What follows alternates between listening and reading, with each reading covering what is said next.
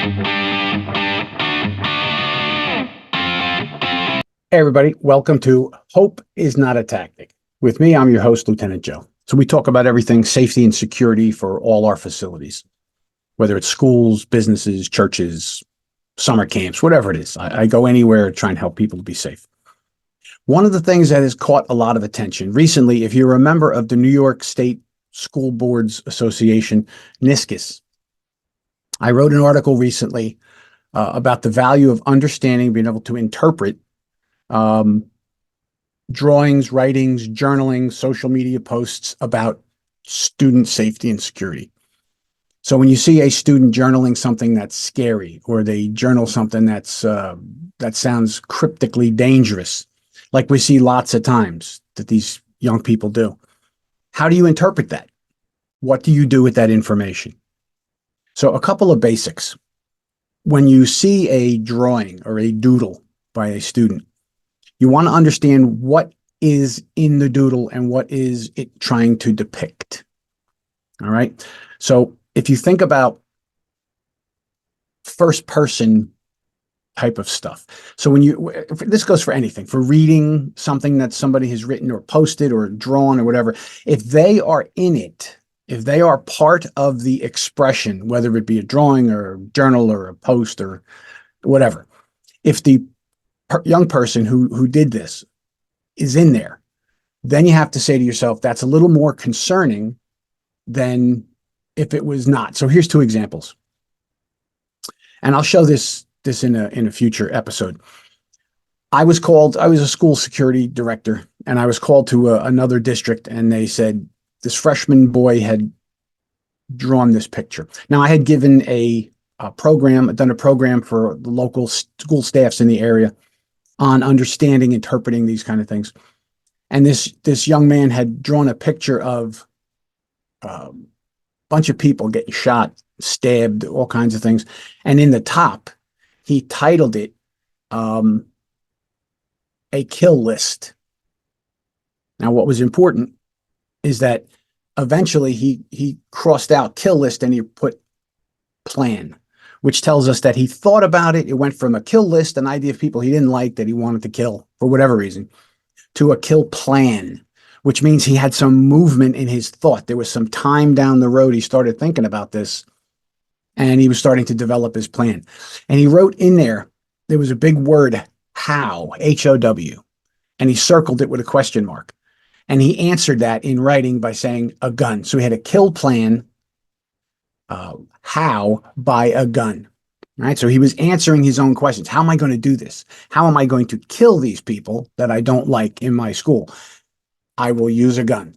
So you see, there's a lot of thought going on here in this kid's head. He's moving forward with his thoughts. That's dangerous. Now, the next thing, in the corner, there was a picture. It looked like a cage, and there was 4 people in it. And one was Misery, named Misery. One was Sue. One was Mean, and the other one was Outrageous or something like that. They gave them names, which was important later on in the discussion. So I got a call from the teacher who found this and took the picture and called. And I said, I'll be right over. Go find that student, separate him from his backpack, and isolate him. So the school did all that. And I got there and I started talking to this kid, and I said, did you draw this? And he says, yes, I did. And you could see he was a little upset. He was almost crying. And I said, well, what does this mean? A kill plan? He goes, well, I hate those people, and they treated me very badly, and they should die. And I said, okay, well, what's this cage? Who is that? He goes, those are the people that should die. Now, he had been in a long-term science project with these kids. He wasn't a bullied kid. He wasn't a bully. He was simply someone who was ostracized in this group. There was 5 of them, and the other kids didn't like him. He was a little different, and the kids just didn't like him. Well, he had that kind of treatment from most of the people in the school. He was a little different. He was a little off. Kids are trying to find who they are early in life, in elementary school, middle school, high school. And they didn't like him. They ostracized him. And it really hurt his feelings, made him feel bad. And I guess he got that treatment from lots of people. So I said, okay, well, I'm looking at this here, and who is Misery? And he says, well, that's the one kid one boy in the group. He's miserable. He makes me feel miserable. And who is the next one, whatever it was. And it was another emotion he used to label him. When I got to Sue, it said Sue. I said, Sue, who's Sue who? He goes, no, not Sue. She wasn't bad. She should just go to jail for the way she treated me. So he wanted to sue her, right? You get the idea? And then I looked around at all the drawings all the way around this picture, and there was pictures of kids getting shot. Oh no, getting shot, stabbed, knocked down, all that kind of thing. And in the middle, at the very center, was a picture of a young person laying very large in the picture, laying there with X's in their eyes. Now, we all know X's in the eyes means you're dead, right? So I asked him who those people were that were getting shot. He goes, that's all of them. That's what should happen to them. And I said, who's that in the middle? And he said, that's me. After I kill them, I'm going to kill myself. I can't take this anymore. So obviously that young man was taken out for psychiatric help. He didn't come back to the school district. He was homeschooled, specialized school, whatever. By the time I left the district several years later, his parents still contacted me, and they said he had gotten the mental health he needed and nobody thinks he's a danger anymore. He was just in a really bad place. So the whole idea of doodling, drawing, and looking at stuff, that drawing was the scariest thing I've ever seen as a safety and security expert, because that kid was a shooter. He had access to guns, and no matter what people tell you, they have access to guns. They'll find a way to get them. Most people, younger people, when they get their guns, they either get it from home where they're not secured. They have them themselves in their rooms, or they get them from friends. They steal them from a friend's house, or a friend gives them a gun, sells them a gun. I investigated a very, very interesting homicide back in the day when I was a police detective. There was a kid named Rainbow, and that's his real name, Rainbow. His mom was, from the 60s, and, Rainbow was, that was his name. Well, she got into a conflict with Rainbow over he wanted to get his driver's license.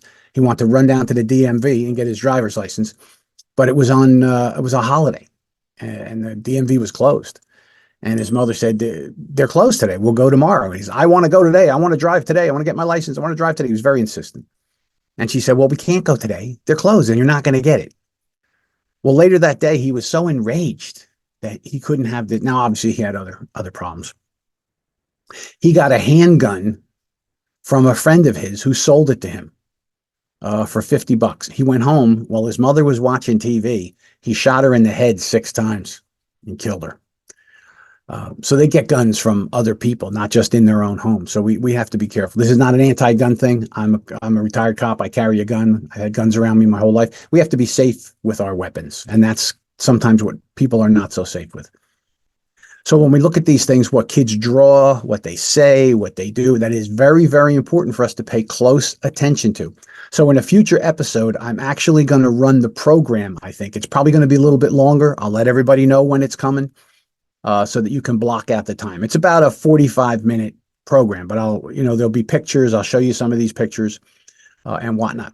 The last thing I'll talk about with that, and while that drawing that kid made was very scary and actually was his plan, then I had another teacher reach out to me, I don't know, a couple months later and say, oh my gosh, this kid was drawing this. Now, what he had drawn was, you ever see the Kool-Aid guy? The jar, he's the jar, and he goes, oh yeah, and he busts through walls and all that stuff.